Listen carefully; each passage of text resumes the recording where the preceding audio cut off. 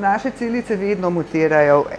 V vsakem organizmu imate nekaj mutiranih celic, ampak jih organizem nekako odstrani pa tako naprej, ne. To je pač spontan dogodek.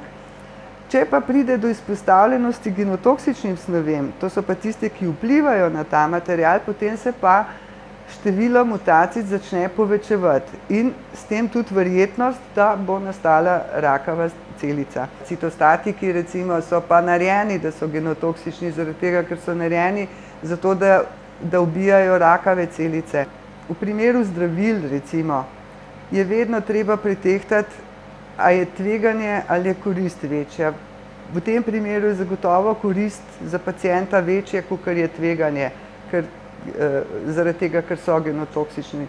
Druga stvar je pa, če se citostatiki pojavljajo v okolju nenamerno, ne. Mi smo imeli en projekt, smo ga končali ravno konec lanskega leta, letos smo poročilo oddali, kjer smo pa proučevali, ali so ostanki citostatikov, ki pa pridejo v okolje, ne, recimo pacient, ki je tretiran, presnovi ta zdravila in določen del se izloči iz organizma in gre z urinom in z blatom v kanalizacijo in potem gre lahko in v čistilno napravo in v okolje. To so zelo majhne koncentracije, ki jih pričakujemo v okolju. To je nanogram, 10 nanogramov na liter, to je res malo. No in nas je prav zanimalo, a te majhne koncentracije res lahko povzročijo poškodbe, no in smo pač recimo s testiranjem, v tem primeru smo uporabili ribe in smo jih tretirali 2 generaciji in smo dejansko ugotovili, da že pri 10 nanogramih,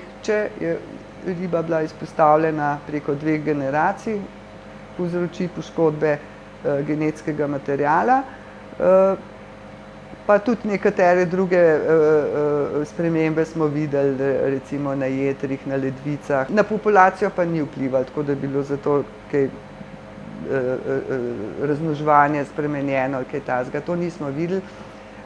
Možno pa, da je to povezano z rakom, ne, zdaj pa, to pa nismo gledali, bi pa mogli zastaviti poskus čisto drugače. No, pomembna stvar tega projekta pa je tudi, ne, da smo razvili kar nekaj novih analitskih metod. Če nimaš ustreznih analitskih metod, se to ne da ugotavljati. Zato je treba imeti oboje. Podatke je treba imeti o tem, a so toksični, in podatke, koliko jih je. Šele potem se lahko oceni tveganje za okolje, ne. Projekt, ki zdaj poteka in je financiran strani ARRS pa njihove avstrijske raziskovalne agencije.